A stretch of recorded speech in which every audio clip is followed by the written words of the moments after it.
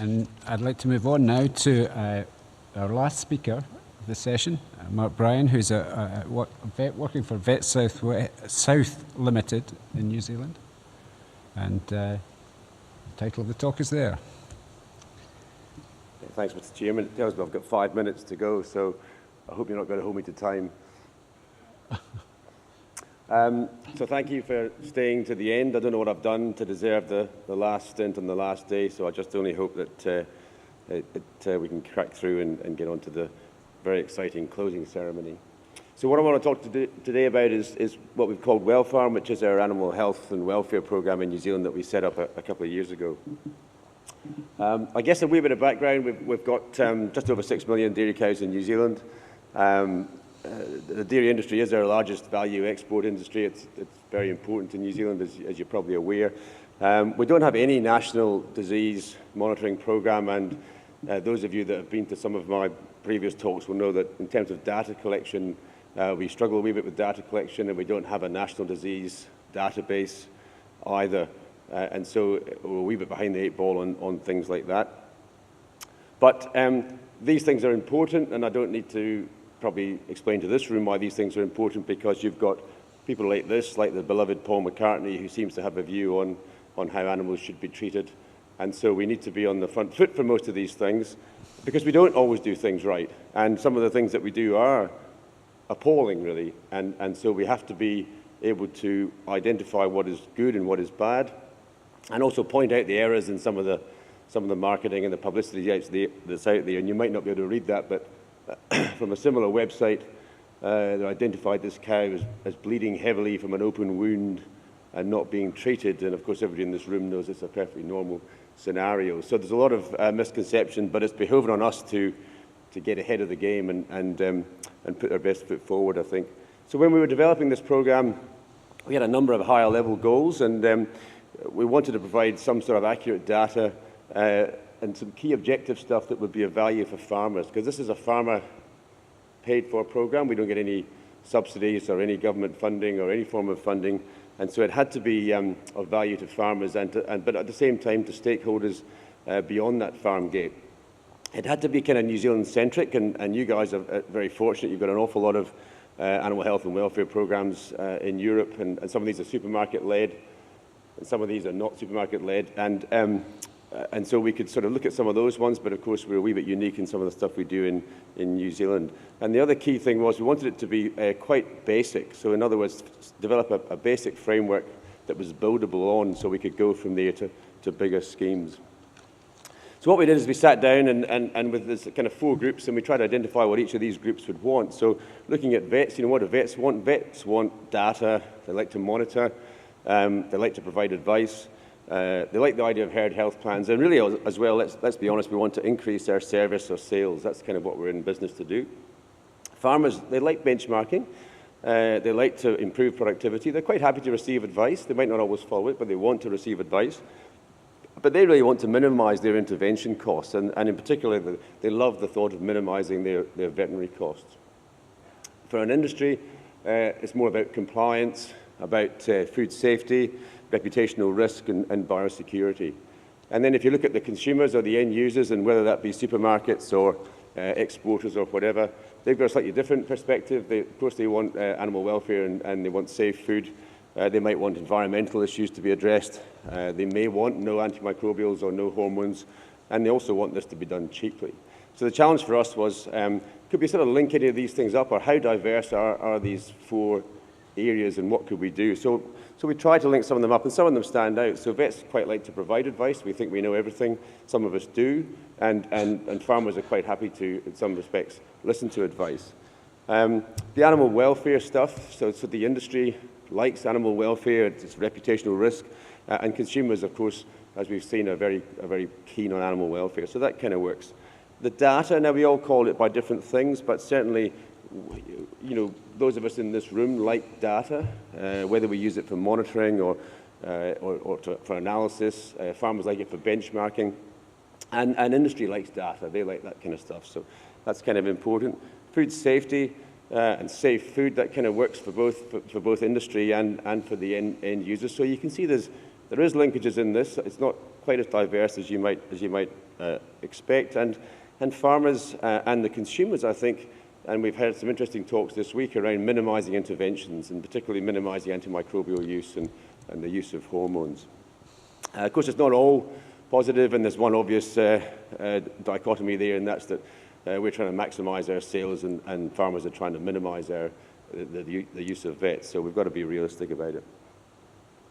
So what did we do? Well, I'm not going to go through all this, but we set up what is really quite a basic framework of on-farm activity, and we report on that, and we've built steadily over the past 3 years. The last year in particular, with the dairy payout halving, we've just maintained numbers of farms and numbers of cows, and this is across the country, and we're moving now into a different phase. And so what I want to just show you briefly is what this looks like at the interface level. So farmers get access to an online dashboard. That's this dashboard here, and you can see there's a range of recordings here, and then they can also download a PDF report, and they can download the individual charts, or they can download areas of that PDF report, and they can use that. And the vets can access all their farms that are enrolled, so they can get the regional level data, and the vets can download aspects of those reports and those charts, and they can incorporate them in reports, so they can report on them exactly as they are. And what are we looking at? Well, we've devised some kind of very visual stuff for farmers. They like the visual thing, and let's be honest, so do we. So we've got these simple graphs, and we've tried to, where we can, we've put a sort of a simple, red's not so good and green is quite good. So if you look at that, for example, we've got condition scoring up here, and so obviously the idea would be to be further into the green. And each graph has got your own farm level benchmark alongside the regional benchmark and alongside the national benchmark. So it just allows a conversation with farmers, whenever they say, oh, well, my cows are a wee bit thin, but then everybody's cows are a wee bit thin this year, you can say, well, actually, no, that's not true. Your cows are just thin. Where we've got no colours, the things like replacement rate and vet visits, because we don't really have any metrics on what's good or bad. But one thing that might strike you guys, this is vet visit or tech visit per proportion. This is number of visits per year per 100 cows. The average around about 3.8 vet visits per year per 100 cows. Not very many. But what we do know is that the poorer farms, the higher risk farms, have a lot lower engagement. And so there's a range of other data that we're collecting in here: locomotion scoring, tail scoring, antibiotic use, non-steroidal use, and some production data. So trying to gather data that's of value to us as veterinarians, data that's of value to industry, data that's of value immediately to farmers. Farmers love to skite about their production, and just trying to cover that whole raft of interest. And so what else can we do on this? Well, online you can download the data in a different format. So this graph here hasn't come out very well, but it's condition score, the 4 condition scores in a seasonal graph. So you can see here, this is start of calving, day 0, right through to drying off, and plotted against the regional and the national average. We can also pull out data that shows the 4 condition scores for the past 3 years. You can mouse over the data and get the actual data. Just a range of stuff that farmers can do, and it's quite interactive. And here's that on a Julian calendar, so you can see this data here separated out into a Julian calendar. So a range of options for people to report on. You can pull out the base data, so farmers or veterinarians or whoever can pull out the base data and get the numbers if you really want the numbers, and you can report on that. And then at a much higher level, we have access to that data, so we can pull that out and get a whole bunch of really, really nice statistical analyses or whatever sort of analysis that we want at a higher level. And here's some data we've just been looking at in terms of condition scores, scatter plots from year to year and whatnot. So it provides, or it's attempting to provide, data at various different levels for various different stakeholders. And so as an example, I thought just briefly to show you, if you pull out some of these data, and I'm not going to go through all this, but just to highlight some of the higher level stuff that we can see with this kind of data set. If you take a couple of examples, let's have a look at, so the antimicrobial use there. Now, it's worth noting that we're talking here about ADD, and some of you may have been to one of the previous talks I gave, which was about PCUs, but in this case we're talking about ADDs, and Theo in the audience will be very happy with that. But you can see that we appear to have a reduction in antimicrobial use in the past couple of years. I'm not sure if that's payout related, because obviously the payout's halved, or if it's just an artifact. We're pulling out data from to the end of May, so we're still pulling out some data there. What else can we see in there? Cow mortality. So the underlying there, I don't know if you can see that. Cow mortality appears to be increasing. And the other interesting fact there is that cows culled plus cows that died should equal the replacement rate. But if you just look at that, it doesn't appear to be, in the last 12 months, the cows culled and cows died does not appear to be equaling the replacement rate. And what it's telling us is that farmers are quietly destocking their farms, just reducing their stocking rate. So they're not replacing cows and culls as fast as they should do. We also see, and I've talked a little bit about this, vet visits, that a significant reduction in the past 12 months with the reduced payout in the number of veterinary visits and vet tech visits. And we know that that has implications for things like welfare. We can plot that in a graphic, so we can give a nice graph if you want to see a graph or if you want to see numbers.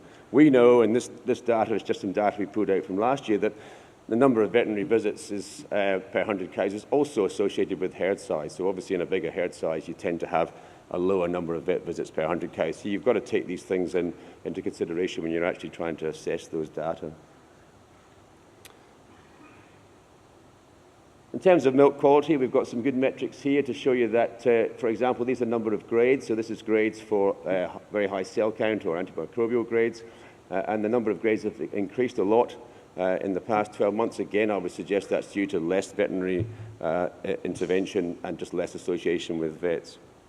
And we can show that graphically, and some people like graphs and some people like numbers. A wee bit of reproduction information that comes out is that there's been a steady increase in the nodding calf rate in New Zealand in the past 3 years, but it hasn't really been associated with a significant drop in calf rate. So what's happening is that farmers are shortening their mating period, and so they're still getting reasonably consistent 6-week in calf rates, but they're shortening their overall mating periods, and that's why they're getting slightly higher non-in calf rates. And again, we can plot that graphically.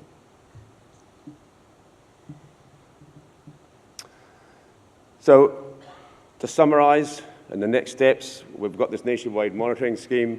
It's a kind of a QA for both markets and stakeholders. What are we going to do next? The next step is to take it beyond the 6 pilot practices and put it into an NZVA context. So the New Zealand Veterinary Association is going to pick this up and roll it out across as many clinics as are interested, so it becomes a truly nationwide scheme. We're picking up well calf. Some of you may have noticed there was a wee bit of publicity around calf management in New Zealand last year, so we've developed a programme based around calf health and welfare called Well Calf, which we'll roll out again this spring. And farmers the farmer feedback has been largely positive. They like to be part of these things, and it really is of value to them. So really, that's all I have to say. I'm happy to take any questions on Well Farm or on Well Calf or any other initiatives we've got. And because it is the last session of the last day, I do have an unashamed advertorial. If anyone's interested in doing this sort of work, we're always looking in particular at the moment, we're looking for any enthusiastic epidemiologists. So thank you very much, Mr. Chairman. Thank you very much, Mark.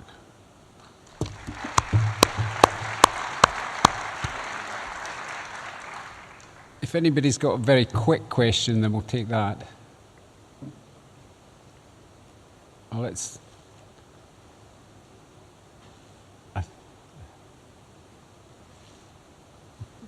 thanks, Mark. Thank you. Can I just thank everybody who's been in this session throughout? I know a lot of people have joined, but thank you very much for supporting this session. And thanks very much to the excellent presentations that we've had delivered to us. So if you can give one last round of applause to the people that contributed so ably to this.